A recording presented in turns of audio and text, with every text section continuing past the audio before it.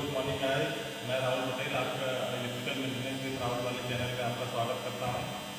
जैसा कि हमने कल आपको बताया था पीसीसी पैनल के बारे में, उसके आउटगोइंग फीडर के बारे में, तो होप आप लोग वीडियो देख होंगे और आपको अच्छा लगा होगा। आज हम थोड़ा सा अपने एपीएफसी पैनल मतलब automatic power factor control panel के बारे में आपको बताता हूँ। ये हमारा 150 kVAR का automatic power factor controller panel है। इसका काम होता है जैसे कि हमारा इंडस्ट्री है तो यहाँ पे बहुत सारे इंडक्टिव लोड जैसे लाइक फैन है, मोटर, इंडक्शन मोटर वगैरह लगे हुए हैं, तो उसमें क्या इंडक्टिव लोड होता है तो हमारा वहाँ पे मोटर चलता है तो उसमें कुछ लॉसेस होते हैं। तो उस लॉसेस की वजह से हमारा जो होता है वोल्टेज ड्रॉप होता है। तो जो वोल्टेज ड्रॉप होता है उस वोल्टेज को ही हमको मेनटेन करना होता है। उसको वोल्टेज को मेनटेन करने के लिए फिर हम क्या करते हैं, जो हमारा सिस्टम होता है सिस्टम के पैरेलल में हम फिर कैपेसिटर को लगाते हैं। कैपेसिटर क्या करता है, वोल्टेज को मतलब सिस्टम में जो लॉसेस हो रहा है वो लॉसेस को मेंटेन करता है। गाइस जैसा कि आप देख पा रहे हैं हमारा पैनल का मेन कमर है। इसको हमने क्या किया, मेन जो पीसीसी पैनल है हमारा, उस पीसीसी के पैनल से हमने यहाँ पे कंट्रोलिंग इसको यहाँ पे ले लिया है।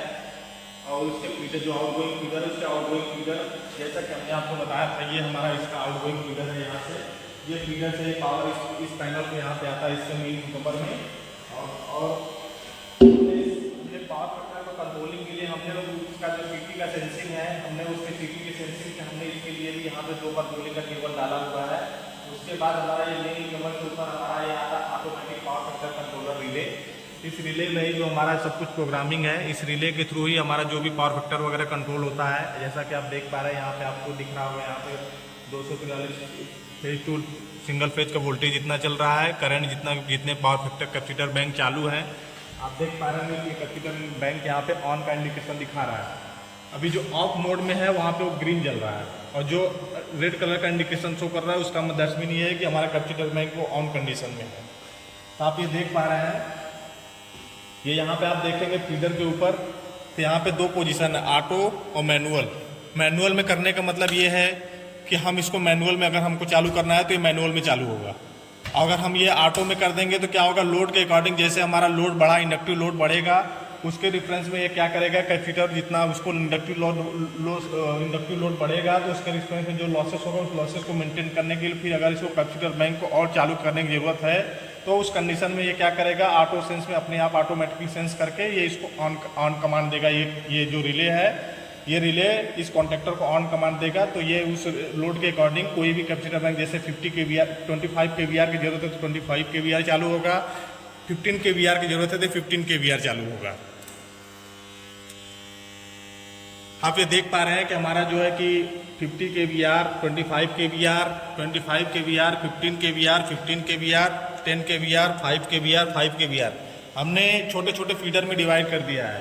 इसका ये फायदा है कि जैसे कि मान लीजिए हमको कभी मान लो ऑटो में अगर मान लीजिए हमारा ये रिले वगैरह खराब हो गया, किसी कंडीशन में हमको मैनुअल में चालू करना है तो हम लोड को एक बार देख लेंगे, लोड कैलकुलेशन कर लेंगे, उसके अकॉर्डिंग जैसे कि हमको मान लीजिए कि लोड हमको लोड कैलकुलेशन करके हमको कितना वो पावर फैक्टर भी देख लेंगे कितना हो रहा है, तो हम उसके फार्मूला के थ्रू डिजायर पावर फैक्टर हमको कितना मेंटेन करना है। तो अगर हमारा ऑटो में नहीं काम कर रहा है तो हम उसको मैनुअली कैलकुलेट करके हम उतना मैनुअली उतने फीडर को चालू कर देंगे, हमारा पावर फैक्टर मेंटेन हो जाएगा।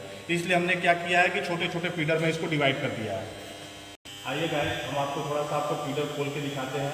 बाकी का ये रिले के बारे में मैं आपको एक सेपरेट वीडियो बनाऊंगा जिसमें आपको पूरा डिटेल बताऊंगा कि रिले में कौन कौन से पैरामीटर है, उनका प्रोग्रामिंग कैसे होता है, ये सब चीज़ें मैं आपको डिटेल में बताऊँगा। फिलहाल आज हम आपको एक फीडर को खोल के दिखाते हैं कि उसमें कौन कौन सा इक्विपमेंट लगा हुआ है, वो कैसे है, किस तरीके से उसकी वायरिंग है, थोड़ा मैं आपको समझाता हूँ।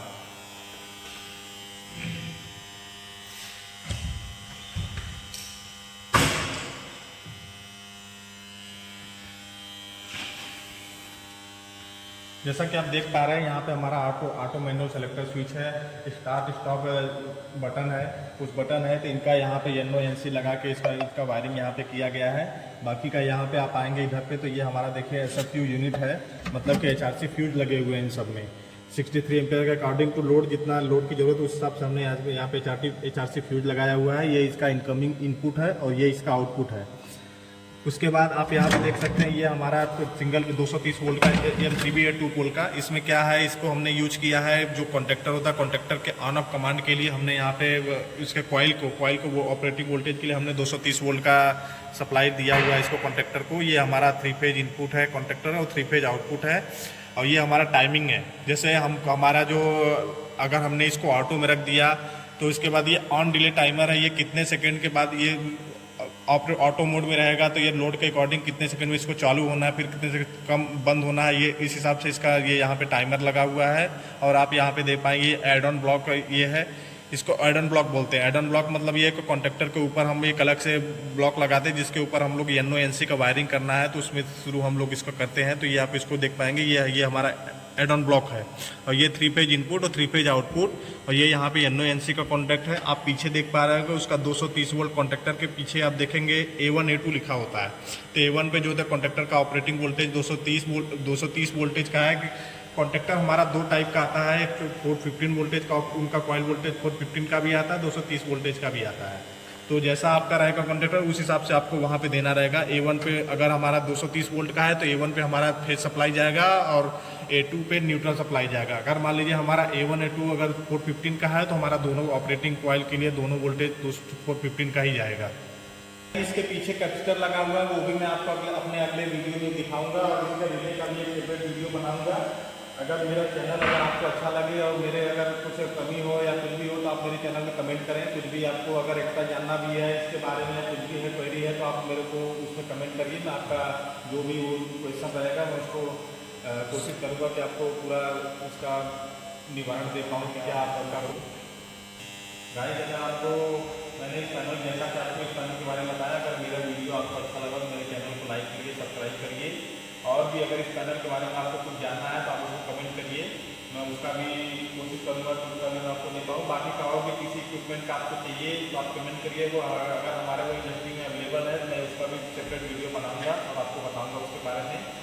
थैंक यू सो मच हमारा वीडियो देखने के लिए।